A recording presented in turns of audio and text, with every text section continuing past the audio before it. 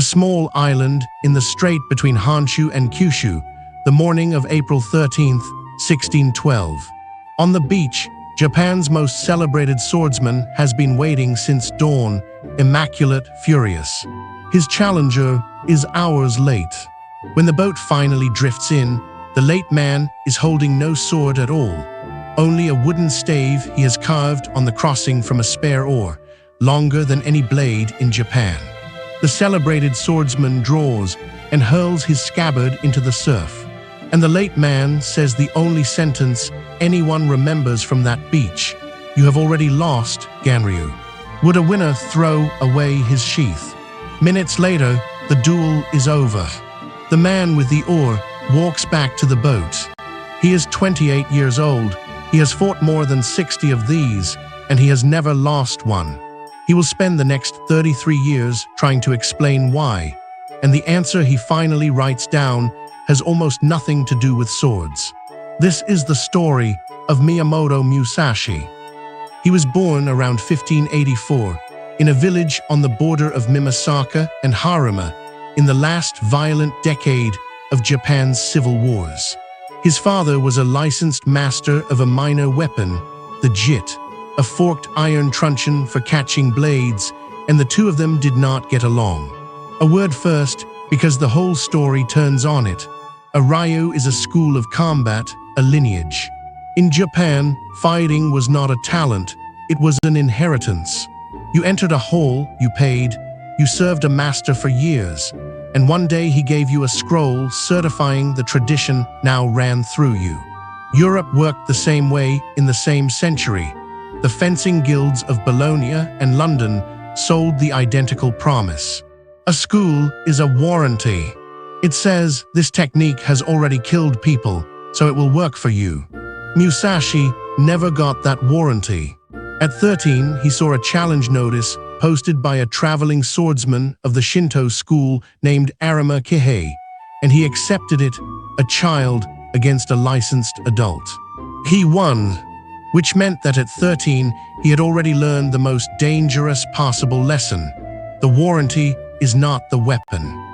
In 1600, two coalitions met at Sekigahara to decide who would rule Japan. Musashi was about 16. The traditional account puts him on the Western Army, the side that lost in a single afternoon when its own allies changed sides on the hillside above the field. Modern historians argue about where exactly he stood. What is not in doubt is what the battle did to men like him. Sekigahara ended the age of open war.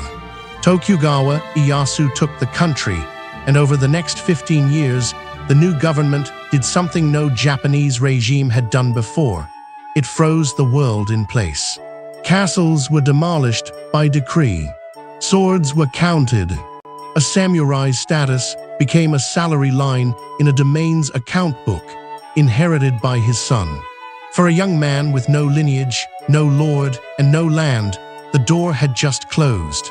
The career path that had carried peasants to warlords for a century, Hideyoshi's path, 3 episodes ago, no longer existed. So he chose the only opening left in a country at peace. He would prove himself in single combat against everyone, everywhere, until someone had to give him a place.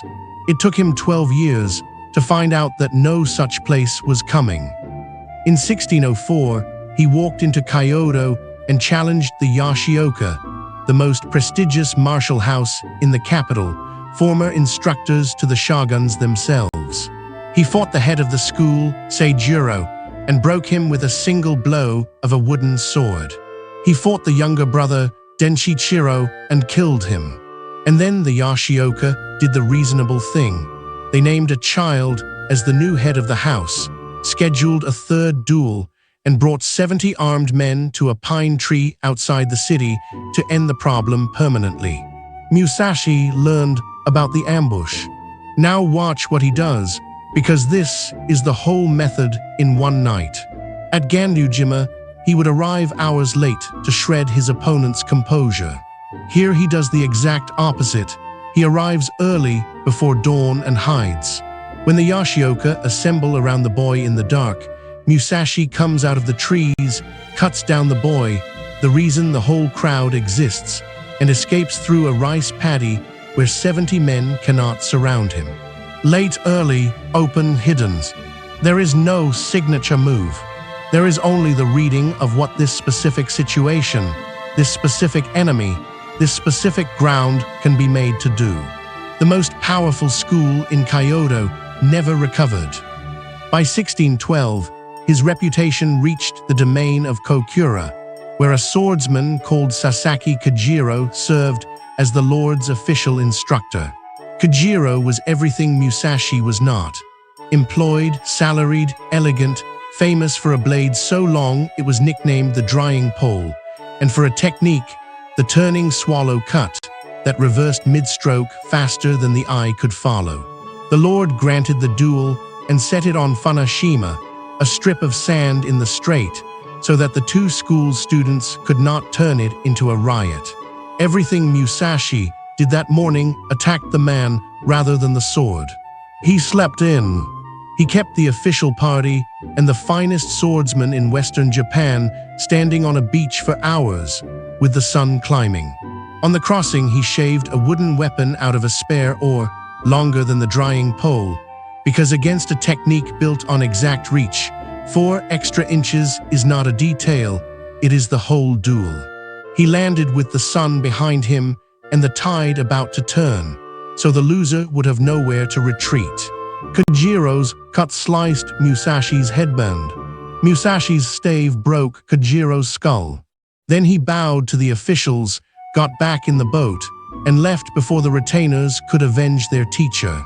He was 28, and he never fought a formal duel again. Here is where the legend usually stops, and where the interesting man begins. Undefeated at 28, the greatest fighter alive in a country at peace, and nobody made him a lord. He was at the sieges of Osaka in 1614 and 15, the last real battles in Japan for 250 years, and they made no difference to his standing. He offered himself to great houses and was politely kept at arm's length. Men who fight that well are useful in war and unnerving in peace. He adopted 2 sons. One, Mikinasuke, followed his lord into death by ritual suicide. The other, Iori, entered the Ogasawara house and rose to chief retainer, the salaried eminence Musashi himself never reached. And in those empty decades, Musashi did something strange for a duelist. He learned to paint. Ink on paper, a few strokes, no correction possible, a shrike on a dead branch, a wild goose, a daruma. He carved sword guards. He designed gardens. He taught. He was building an argument he had not yet written down, that the thing he was good at was not sword fighting.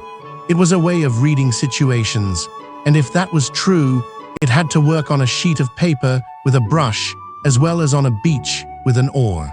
His paintings still hang in museums, and they are very, very good. In 1640, the Lord of Kumamoto took him in as a guest. Housing, stipend, respect at 56. 3 years later, Musashi walked up the mountain behind the city to a cave called Reigando and started writing. The Book of 5 Rings is not a fencing manual, which is why it is still in print 4 centuries later and sits on the desks of people who have never held a sword. It has 5 parts. Earth is the ground plan. Know the whole of your trade, not the flashy part. Water is technique, and its central instruction is to hold your everyday mind in combat and your combat mind in everyday life. The two must not be different states. Fire is the fight itself. Seize the timing, move the enemy, do the thing that his stance cannot answer. Wind is a cold review of rival schools, and his charge against all of them is identical. They have fallen in love with something. Long swords, fast swords, strong stances, secret techniques. A preference is a whole, and the 5th is the void, what is left when the preferences are gone, which is not mysticism, but the state of simply seeing the situation as it is, with nothing between you and it. Running underneath all 5 is one sentence he repeats like a drumbeat. From one thing, know 10,000 things. He finished the book in the spring of 1645, gave it to his senior student, and knew he was dying. And then 7 days before the end, he wrote one more thing, a single sheet, 21 lines, addressed to nobody, titled The Way of Walking Alone. It is not strategy. It is the terms he had lived on, written out flat. Accept everything just the way it is. Do not seek pleasure for its own sake. Do not, under any circumstances, depend on a partial feeling. Think lightly of yourself and deeply of the world. Do not regret what you have done. Never be jealous. Never let yourself be saddened by a separation. Do not hold on to possessions you have no use for. Respect the gods without counting on their help. Read that list again knowing who wrote it. A man with no lord, no domain, no wife, no children of his blood, and no house that would carry his name, writing that he has no complaints. On the 13th of June, 1645, he died sitting upright, in the posture of a man about to begin, one hand on his short sword. He was about 61 years old. So what did Miyamoto Musashi know? Every other mind in this series worked on the world. Redraw the map, redraw the rules, redraw the frame around the facts. Musashi worked on the interface, the narrow place where a person meets a situation. His claim is that skill is not a stack of techniques you own. It is the accuracy of your reading and the willingness to have no preferred answer. That is why the same man could win with an oar, with a wooden stick, by arriving late, by arriving early, and then with a brush. The technique changed every single time. The reading never did, which is also the reason he is the only person in this series with no monument to run, no empire, no code of law, no dynasty. And that is the honest warning, the one every episode ends with. The Way of Walking Alone produces someone unbeatable and almost nothing that outlives him. 2 episodes ago, Marcus Aurelius mastered the territory behind his own eyes and could not secure the world outside it. Musashi is the same lesson with a sword. The man who needs no one builds nothing that needs him. Master the reading, then, unlike him, hand it to someone. Next time, 17 centuries earlier, a slave who beat Rome's legions again and again, whose problem was the exact opposite of Musashi's. He had 70,000 followers and nowhere on earth to take them. Spartacus. Subscribe and step into the minds that made history.